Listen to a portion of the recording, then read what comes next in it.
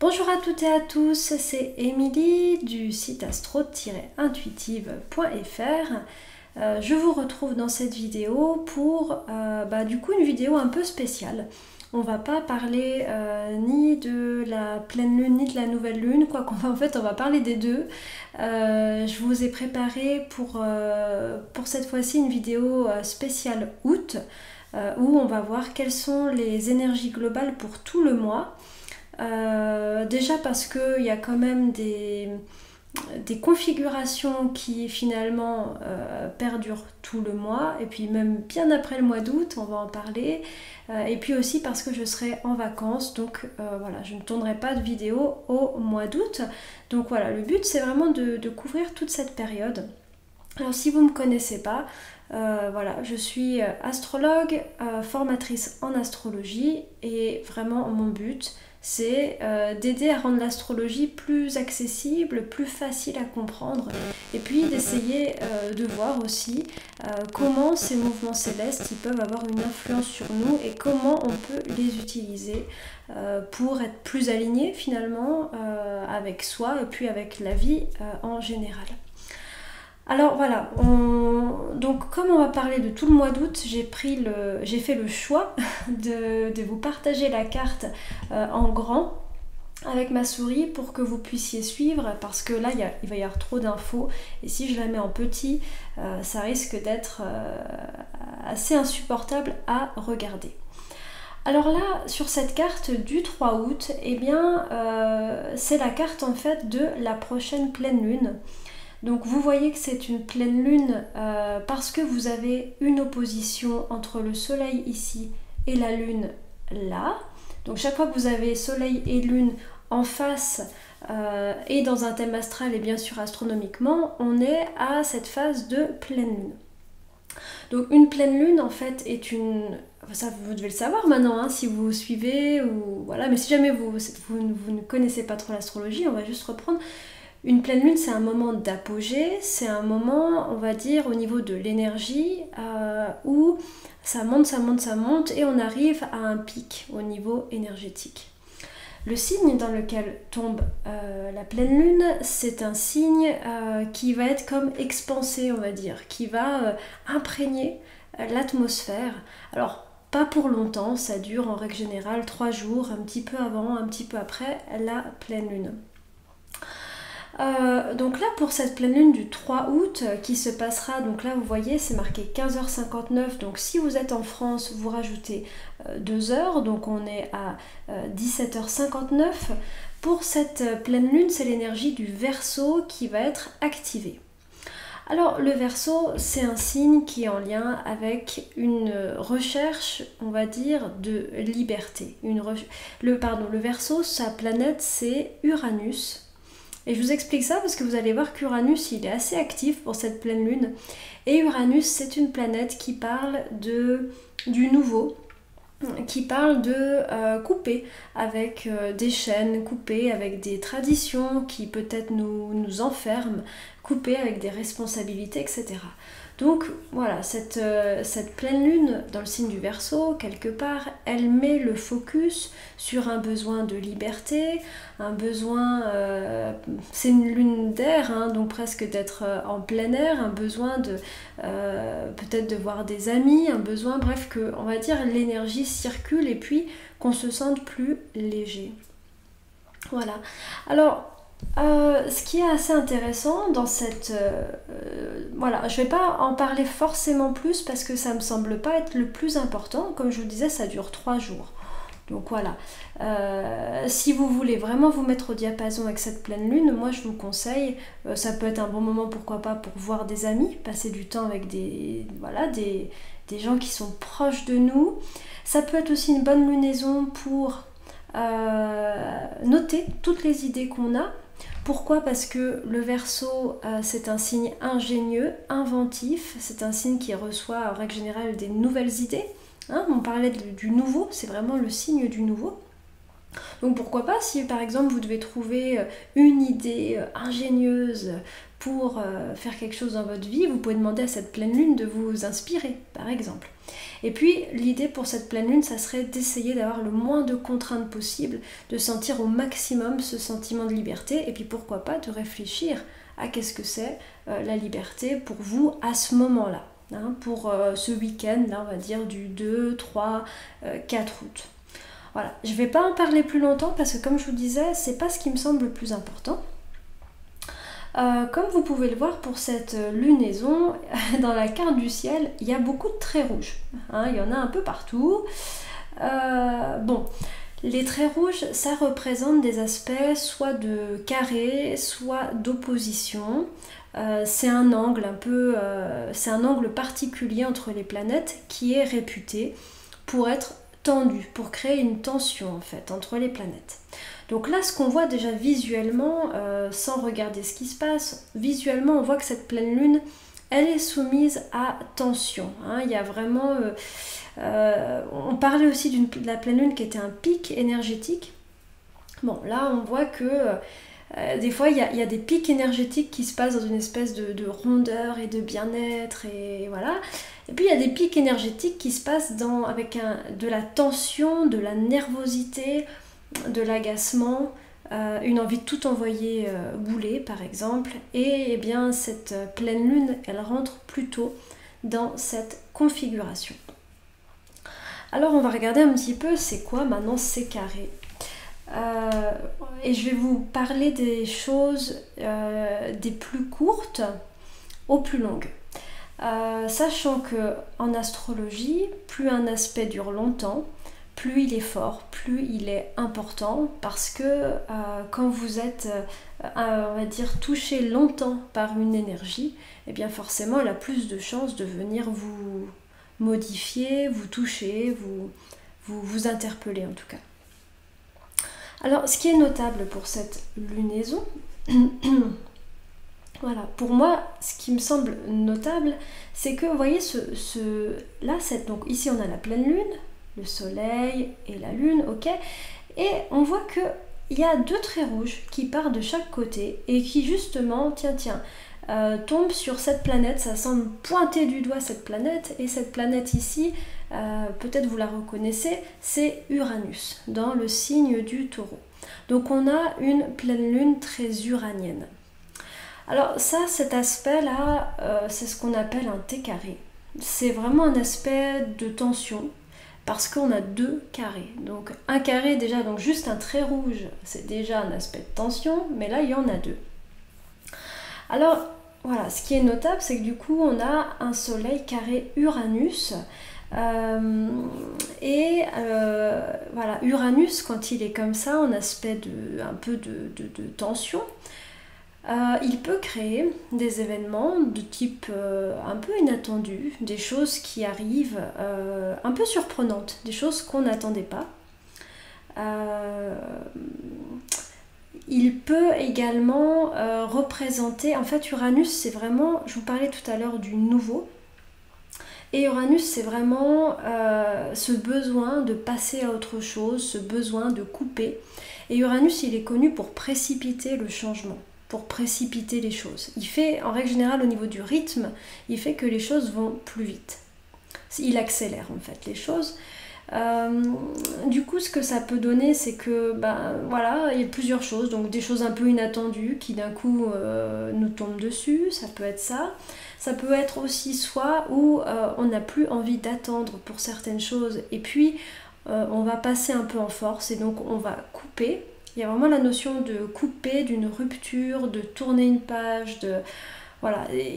Uranus est une énergie un peu dure dans le sens où c'est pas une planète qui est ronde, qui s'adapte, qui prend le temps de réfléchir. Non, Uranus c'est d'un coup, ça monte, ça bouillonne et clac, je coupe.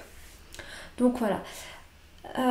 C'est un peu l'ambiance du coup pour cette pleine lune, une notion de quelque chose d'inattendu qui peut arriver, une notion de j'ai vraiment besoin que les choses changent et donc je vais accélérer le mouvement, Mais ce faisant, je peux être aussi précipitée, je peux couper les choses de manière trop rapide, ou pas forcément comme il faut, sans faire vraiment attention. Et puis, comme je vous disais, Uranus, c'est aussi... Alors, il y a deux autres significations pour cette planète. Il y a la notion, c'est une planète qui cherche la libération, qui cherche à ce qu'on soit plus léger, plus libre.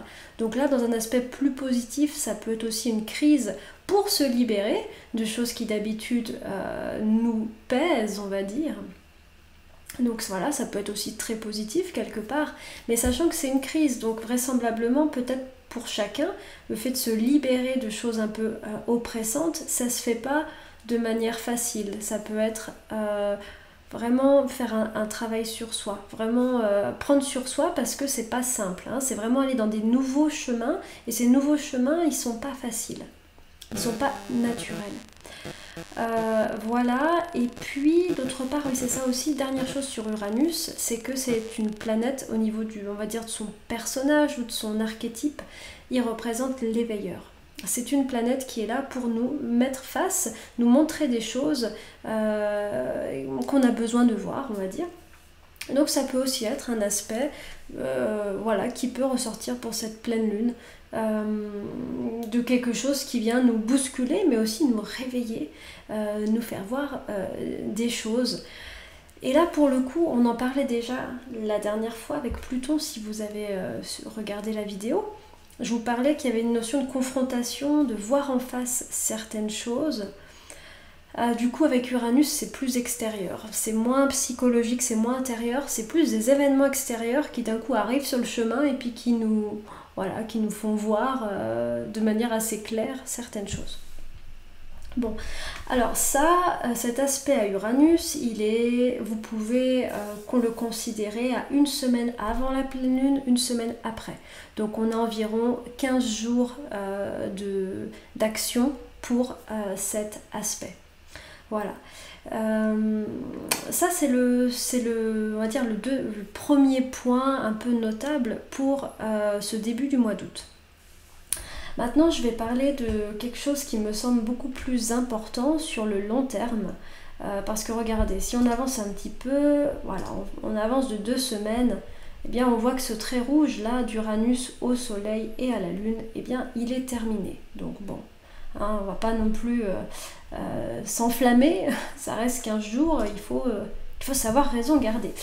Alors maintenant, ce qui est plus intéressant, parce que plus durable et peut-être plus compliqué aussi à gérer, enfin à voir, c'est Mars. Mars est beaucoup plus actif sur le mois d'août, et ça c'est vraiment la toile de fond. Ce dont on va parler, c'est la toile de fond du mois d'août, mais pas que du mois d'août. C'est une grande toile de fond qui va couvrir toute la fin d'année 2020 jusqu'en février 2021. Alors qu'est-ce qui se passe exactement ? Vous voyez qu'il y a pas mal de traits rouges hein, là, qui relient notre Mars à toutes les planètes en Capricorne qu'on connaît bien maintenant, que sont Jupiter, Pluton et Saturne. Alors, Mars, depuis quelque temps, il est rentré dans le signe du Bélier. Alors, Mars en Bélier, en astrologie, il est considéré en domicile. Il est chez lui. C'est comme s'il est à la maison. C'est un endroit où il peut s'exprimer le plus puissamment, le plus naturellement possible. Pourquoi ? Parce que Mars, c'est une planète d'action. C'est vraiment voilà, la planète qui nous fait aller de l'avant. Et puis le Bélier, il y a la notion de spontanéité, d'impulsion. C'est vraiment le signe du printemps, des choses qui émergent. Donc Mars dans le Bélier, ça marche très très bien. Donc Mars en Bélier, logiquement, lui, son but, c'est de vouloir aller de l'avant, de vouloir générer un renouveau au niveau des activités, de vouloir relancer la machine. Alors on pensera évidemment au contexte social, collectif, hein, un Mars en Bélier qui dit allez on y va, on recommence, on relance. Donc on relance l'activité économique, on relance toutes les activités humaines, c'est ce que voudrait ce Mars en tout cas. Puis à un niveau individuel, c'est aussi la notion, pourquoi pas aussi Mars, il faut voir une chose, c'est que Mars souvent parle du travail, assez souvent. Pourquoi? Parce que Mars, c'est vraiment ce qu'on fait au quotidien, c'est la manière dont on dépense notre énergie, et c'est aussi c'est une planète qui représente le fait de se battre pour sa survie quelque part. Donc on va dire qu'il y a un lien certain avec le domaine du travail et le domaine de gagner de l'argent. Donc il y a un lien. Donc ça peut aussi représenter un niveau individuel, une impulsion, un nouveau démarrage au niveau pro, le fait de démarrer quelque chose. Ok, donc bon bah là, quelque part tout serait bien dans le meilleur des mondes, avec ce Mars en bélier, ça a l'air plutôt sympa. Alors le fait est que ce Mars, il est quand même très très challengé, il est très embêté, ce Mars, parce qu'en fait, en avançant dans le bélier, il rencontre en aspect de carré ces 3 planètes. Donc dans l'ordre, il rencontre d'abord Jupiter, il a un conflit avec Jupiter, il a un conflit avec Pluton, et puis un conflit avec Saturne. Et il faut savoir une chose, c'est que comme ces 3 planètes dans le Capricorne sont lentes, elles vont influencer Mars. Mars, en fait, il peut pas faire grand chose. Mars, il est obligé de s'adapter, et c'est les 3 lentes ici qui vont un peu dicter leur rythme, leurs exigences à ce Mars. Alors, ce qui est assez intéressant, c'est que peut-être déjà avant de parler plus avant de tout ce que ça veut dire, tout ça, on pourrait déjà juste réfléchir un instant au conflit qu'il peut y avoir entre ces 2 signes que sont le bélier et le capricorne. Pardon, j'ai du mal à bouger ma souris, comme vous voyez, je fais des mouvements un peu saccadés. Voilà. Donc le conflit bélier-capricorne, c'est quoi? Quand il y a des planètes en bélier et d'autres planètes en capricorne, elles sont systématiquement en aspect de carré, ce qui signifie qu'elles sont très différentes par nature. Le bélier, comme je vous disais, c'est l'impulsion. Peut-être ce qu'on pourrait se dire, on va penser un peu à la nature, ça va nous aider à comprendre.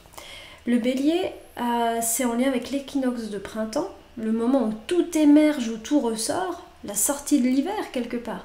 Et le Capricorne, c'est le solstice d'hiver. C'est le moment où on est vraiment dans l'intérieur, où on est chez nous, où on fait le bilan.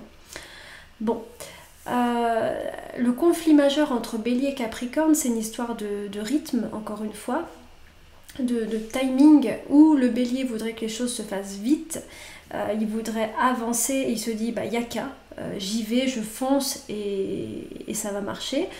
Et le Capricorne, lui, est beaucoup plus lent, il est beaucoup plus prudent, il est plus dans la réflexion.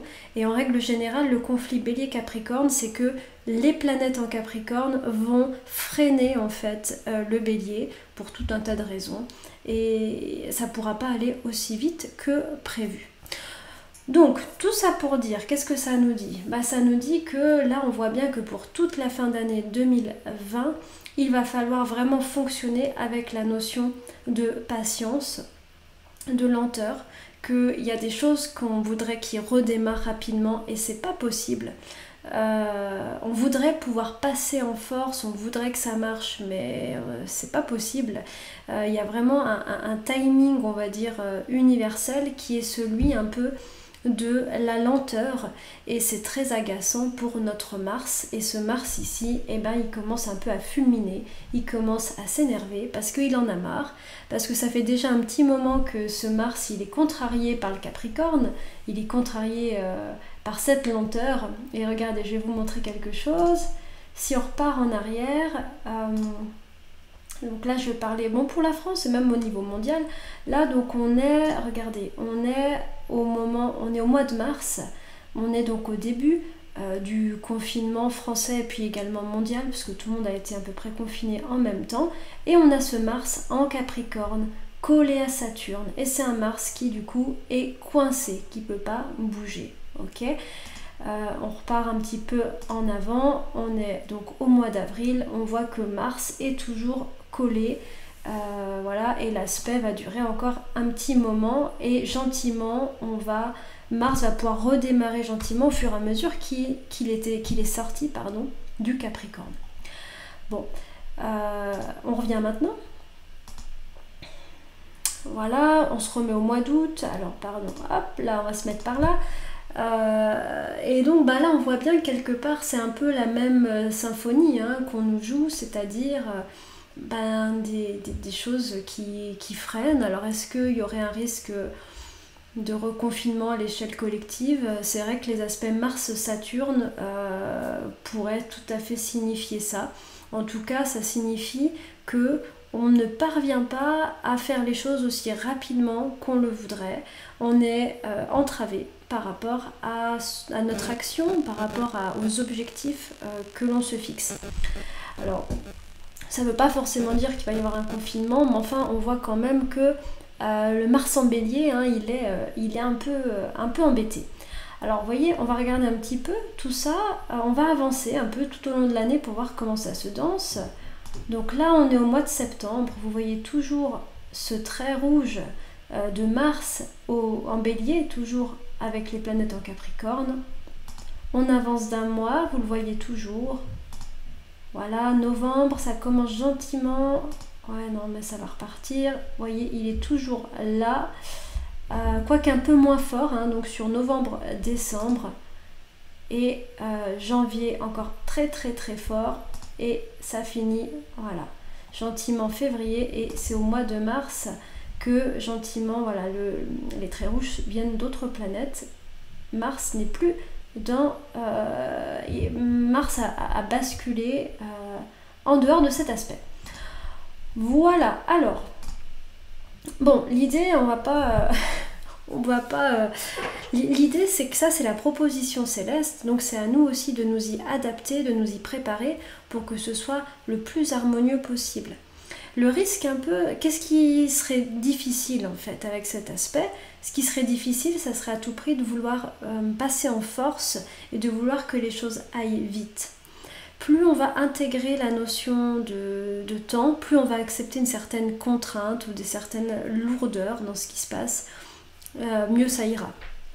C'est pas toujours évident, mais voilà, c'est un peu la proposition. Et encore une fois, alors c'est ça que je voulais vous dire, c'est que pendant toute cette fin d'année, Mars est en carré avec donc toutes les trois planètes, mais il est en carré avec Saturne. Saturne, c'est la planète du Capricorne, et sans vouloir vous perdre, en gros, ça nous dit à peu près la même chose que ce qu'on vient de dire, parce que Saturne est une planète qui bloque, est une planète qui freine Mars.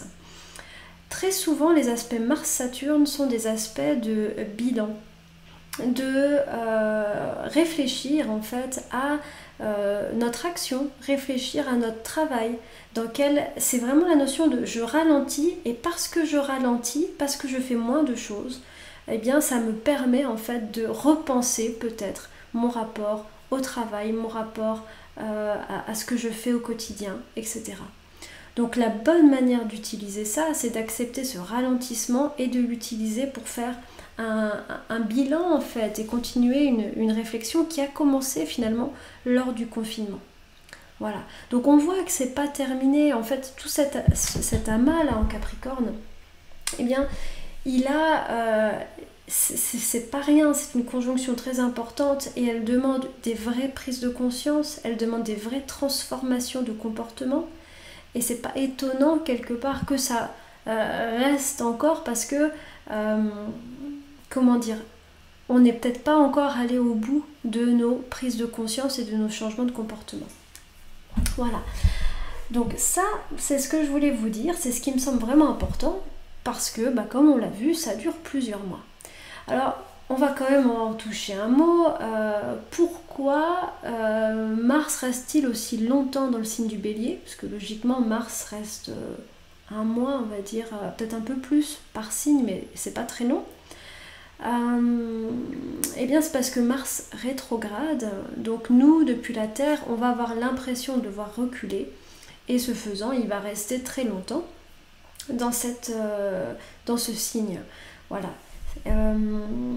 C'est pour ça que du coup il reste très très longtemps en aspect avec les planètes.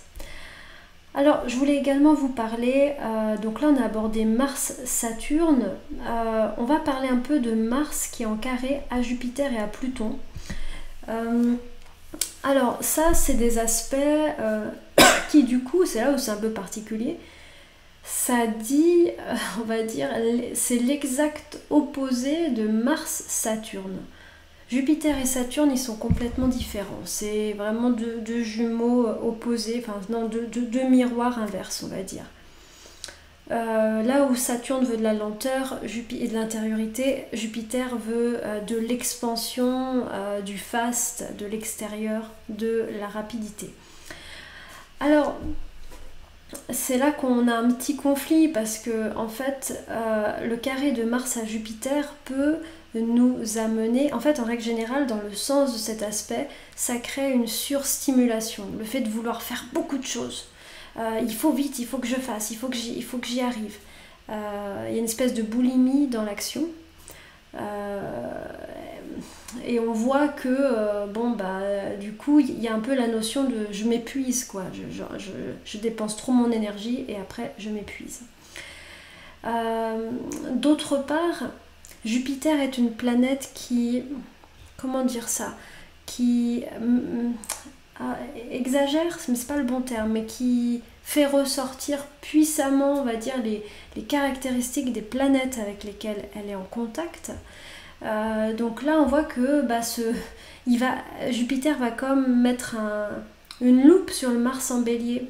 Et en fait, un peu le risque aussi pour cet été et puis les prochains mois, c'est le risque de l'agressivité. Il y a une agressivité latente, il y a un ras-le-bol, il y a une envie de passer à autre chose, il y a envie de transformer les choses, mais ça peut se faire même dans la violence. Il y a vraiment quelque chose qui monte là, à un niveau personnel et puis peut-être aussi collectif.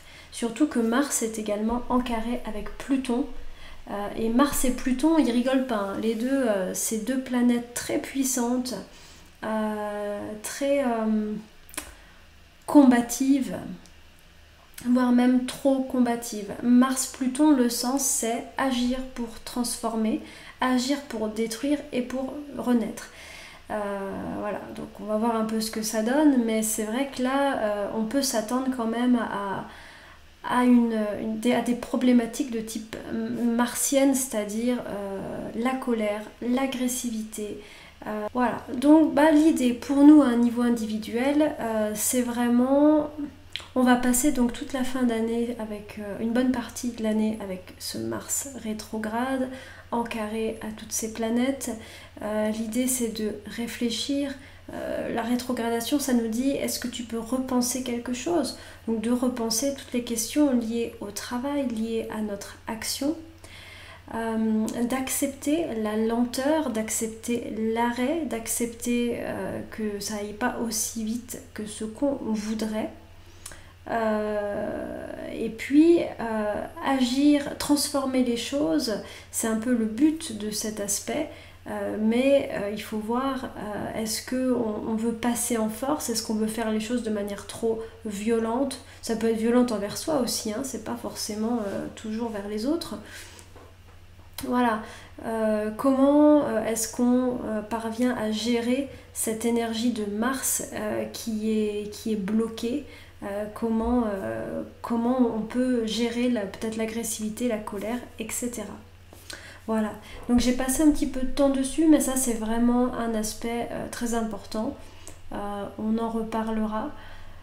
Mais voilà, et comme les planètes lentes sont souvent reliées aux événements collectifs, puisque voilà, tout le monde, c'est lent, c'est vraiment le rythme terrestre pour tout le monde. C'est vrai que là on arrive sur un nouveau chapitre, on va dire, de sans doute la crise du coronavirus, et puis positivement un nouveau chapitre pour continuer à avoir des prises de conscience et transformer nos comportements. Voilà. Alors, qu'est-ce que je voulais vous dire? J'ai noté quelques dates. Donc, au niveau de ces fameux carrés, on a donc le carré de Mars à Jupiter, qui est donc en lien avec une espèce d'agitation, de faire beaucoup. Ça, c'est exact le 4 août. Le 13 août, c'est le carré Mars-Pluton qui est exact. Et puis, ça sera le 24 août pour le carré Mars-Saturne. Voilà. Allez, on va parler de choses, on va finir là-dessus, de choses un petit peu plus légères. Nous avons donc le 7 août, l'entrée de Vénus en Cancer. Vénus quitte enfin le signe des Gémeaux. Enfin parce qu'elle a rétrogradé dans ce signe, donc elle est restée plusieurs mois en Gémeaux. Et elle rentre dans un signe d'eau. Dans un signe voilà, où quelque part sa sensibilité, où une certaine sensibilité peut s'exprimer.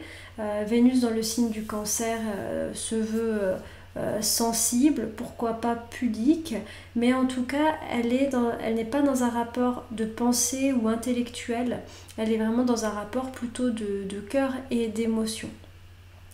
Ce qui est assez intéressant, c'est que lorsqu'elle rentre, donc on la voit ici, hein, Vénus au tout début du signe du Cancer, et bien en rentrant dans ce signe du Cancer, en arrivant à la fin des Gémeaux et début Cancer, elle rencontre de nouveau le nœud nord.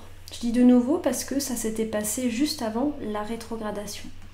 Alors le nœud nord, c'est une position qui parle en transit, qui parle d'avenir, qui montre les nouvelles, qui montre ce qui va suivre quelque part.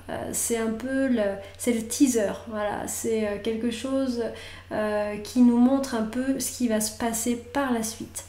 Donc Vénus nœud nord peut parler de nouvelles, pourquoi pas, de nouvelles rencontres, de nouvelles relations, de nouvelles étapes au sein des relations importantes. Donc on peut observer un petit peu ce qui se passe aux alentours de cette conjonction Vénus nœud nord qui a lieu donc exactement aux alentours, exactement aux alentours, c'est un peu bizarre, mais qui a lieu aux alentours plutôt donc du coup du 7 août. Voilà, ça c'est quand même un aspect rapide, on peut compter 4-5 jours avant, 4-5 jours après, donc voilà, vous pouvez un peu observer du coup ce qu'il se passe. Allez, un mot rapidement sur la pleine lune, non, la nouvelle lune, pardon, du 19 août. Bon, on retrouve toujours notre fameux carré, hein. Voilà, il est vraiment au cœur, il est bien marqué hein, à ce moment-là. Avec le carré à Saturne parmi le plus fort entre les 3 planètes, et puis ensuite le carré à Pluton. Par contre, on n'a plus l'aspect à Uranus, donc on a quand même une pleine lune un peu moins explosive. Voilà. Et du coup, cette nouvelle lune va mettre en avant le signe du Lion, même si elle sera à la toute fin du Lion. Donc un bon moment pour être en contact avec ces énergies du Lion, c'est-à-dire créativité, expression de soi, également plaisir, jeu, le rapport avec les enfants aussi, c'est en lien avec le Lion. Et cette nouvelle lune, elle sera en conjonction exacte avec Mercure. Donc elle peut mettre en avant tout ce qui est de l'ordre d'un travail intellectuel, d'un travail d'écriture, d'un besoin de communiquer, d'un besoin d'écrire, de réfléchir, etc. Voilà. Je vais m'arrêter là. Voilà, je pense que j'ai abordé ce qui était le plus important pour ce mois d'août. Comme vous avez compris, c'est vraiment Mars qui commence à faire ses carrés. Et également par rapport à la prochaine pleine lune, une dynamique très uranienne, donc un petit peu explosive, un peu en lien avec l'inattendu. Voilà, je m'arrête là parce que ça commence à faire très long. Donc moi, je vous retrouve, eh bien c'est pas compliqué, je vous retrouve le tout début du mois de septembre ou à la fin août pour parler de la pleine lune et on reviendra un peu sur tous les aspects. Je vous souhaite un très beau mois d'août. On sera dans l'énergie du Lion, qui est une énergie comme je disais, de jeu, de profiter, de soleil. C'est pas pour rien également que c'est un moment où en règle générale on est en vacances. Je vous rappelle que le Lion passe beaucoup d'heures à dormir dans une journée. Voilà, donc j'espère que vous allez bien en profiter pour vous reposer si vous le pouvez. Et voilà, et je vous retrouve donc voilà, c'est ce que je viens de dire, je vais pas me répéter. Je vous embrasse bien fort, prenez bien soin de vous et à tout vite. À bientôt.